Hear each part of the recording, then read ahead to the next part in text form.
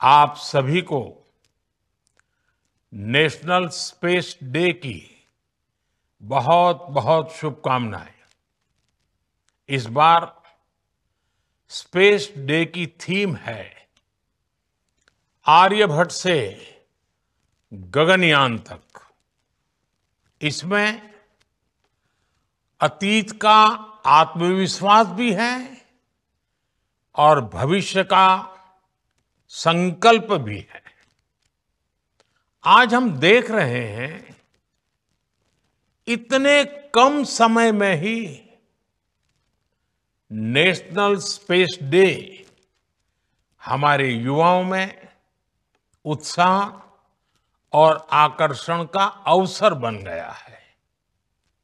ये देश के लिए गर्व की बात है। मैं स्पेस सेक्टर से जुड़े सभी लोगों को, वैज्ञानिकों को, सभी युवाओं को नेशनल स्पेस डे की बहुत बहुत बधाई देता हूं। अभी भारत ने international olympiad on astronomy and astrophysics उसकी मेजबानी भी की है।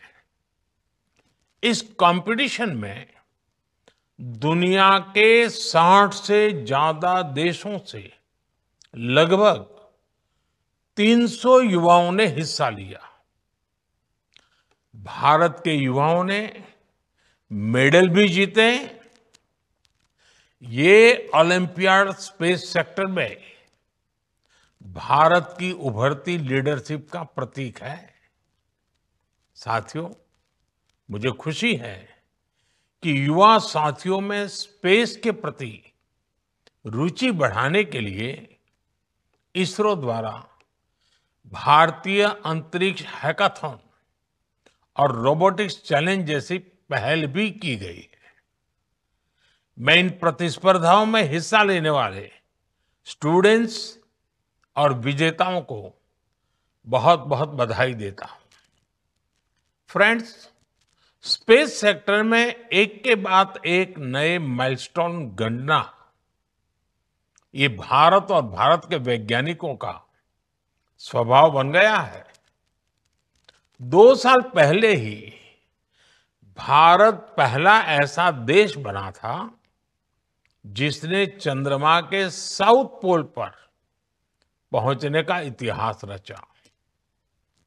हम स्पेस में डॉकिंग, अनडॉकिंग की क्षमता रखने वाले दुनिया के चौथे देश भी बन गए हैं।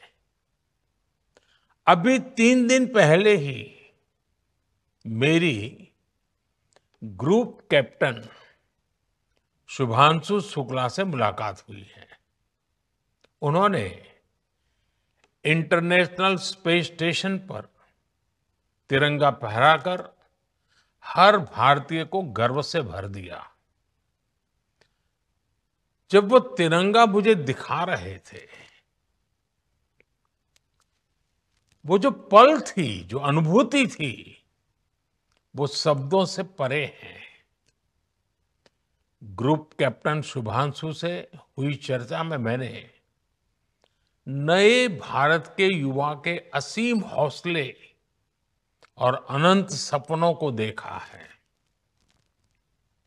इन सपनों को आगे बढ़ाने के लिए हम भारत का एस्ट्रोनॉट पूल भी तैयार करने जा रहे हैं। मैं आज स्पेस डे पर अपने युवा साथियों को भारत के सपनों को उड़ान देने के लिए इस एस्ट्रोनॉट पूल से जुड़ने के लिए आमंत्रित करता हूं। साथियों, आज भारत सेमी क्रायोजेनिक इंजन और इलेक्ट्रिक प्रोपल्शन जैसी ब्रेक थ्रू टेक्नोलॉजी में तेजी से आगे बढ़ रहा है। जल्द ही आप सब वैज्ञानिकों की मेहनत से भारत गगनयान की उड़ान भी भरेगा और आने वाले समय में भारत अपना स्पेस स्टेशन भी बनाएगा।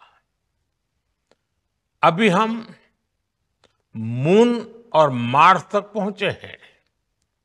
अब हमें गहरे अंतरिक्ष में उन हिस्सों में भी झोंकना है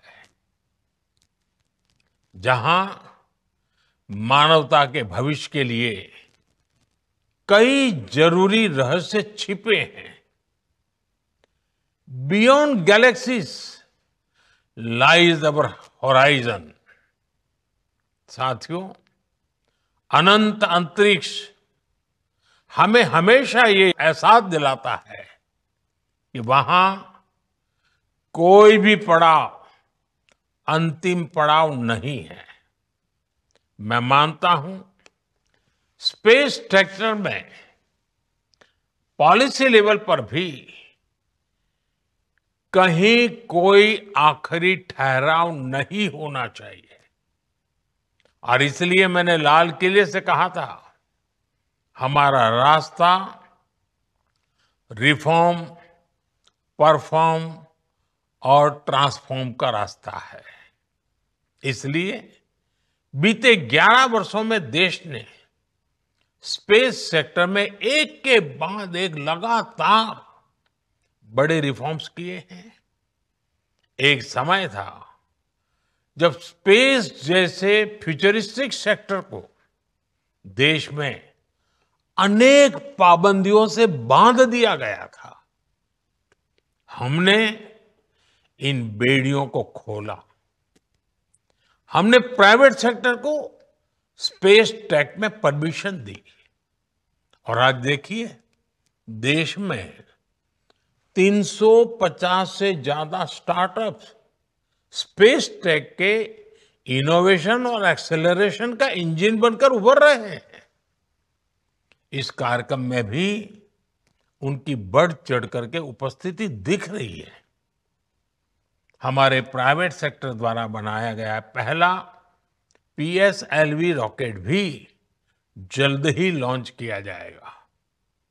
मुझे खुशी है कि भारत की पहली प्राइवेट कम्युनिकेशन सैटेलाइट भी बनाई जा रही है।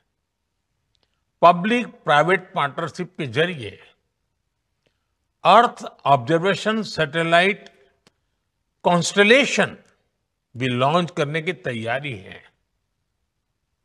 आप कल्पना कर सकते हैं, स्पेस सेक्टर में भारत के युवाओं के लिए बहुत बड़ी संख्या में अवसर बनने जा रहे हैं। साथियों, मैंने 15 अगस्त को लाल किले से ऐसे अनेक क्षेत्रों का जिक्र किया था जिसमें भारत को आत्मनिर्भर होना बहुत जरूरी है। मैंने हर सेक्टर को अपने लक्ष्य तय करने को कहा है। आज स्पेस डे के दिन मैं देश के स्पेस स्टार्टअप से कहूंगा, क्या हम स्पेस सेक्टर में अगले 5 वर्षों में 5 यूनिकॉर्न खड़े कर सकते हैं?